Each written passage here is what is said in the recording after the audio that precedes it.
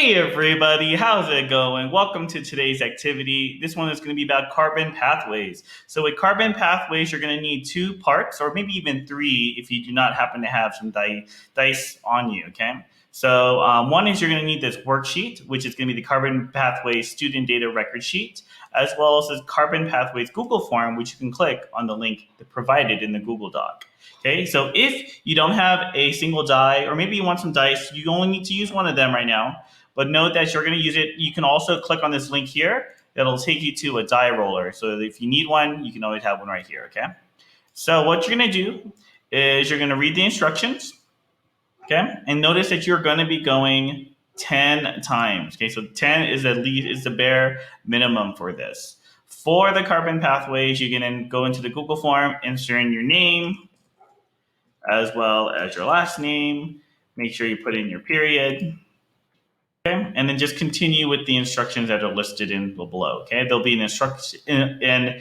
introduction that just kind of talks about a little background of how carbon works. Okay, and then you're going to choose a piece of fruit. Okay, the fruit's going to take you to a different starting point. And so maybe I want to take feijoa. Feijoa. Oh man, don't mark me on my Spanish translations. But no, I picked feijoa. And I go into the 6,000 years ago, okay? And here I started with soil. So then I would type in my first spot that I started with the soil, okay? And then read what happens, okay? Read and see. You're currently a molecule of carbon dioxide. And then store carbon dioxide. Once you're here, you generally do not move around too much and are stored away. If you store long enough, you can join together with other carbon molecules to create fossil fuels, okay? So then I would roll my die. And so I could roll here, or I can only just roll my regular die. Either way, I got, wow, that's like so close. So I got 4. And it says here, I go to the atmosphere. And this is where it tells you a tiny decomposer uses your carbon atom as it breaks down the detritus in the soil. So then I would put that information here, okay? So carbon atom.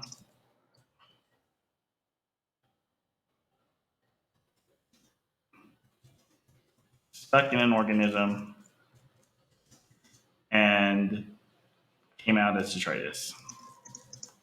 You really want to use your own words. You don't want to just copy and paste. You want to take a moment to try to think about what's being said here, okay? As it breaks down the detritus in the soil. So a tiny decomposer. So then I'm going to go to the atmosphere, and then I just click next, okay? And it should take me to the atmosphere. From here, I just put that, and then I put in my next one. Now, there might be moments where you roll a die and it takes you somewhere you've already been before. So let's say this one here doesn't have it. But let's say I click and it says I stay in the atmosphere. Well, I just hit next. And you're going to notice that there's already selected because you've already been to this part. That's fine. Just remember to go back to your roll and then you can choose a whole nother one. So this one, it says I can go to 6.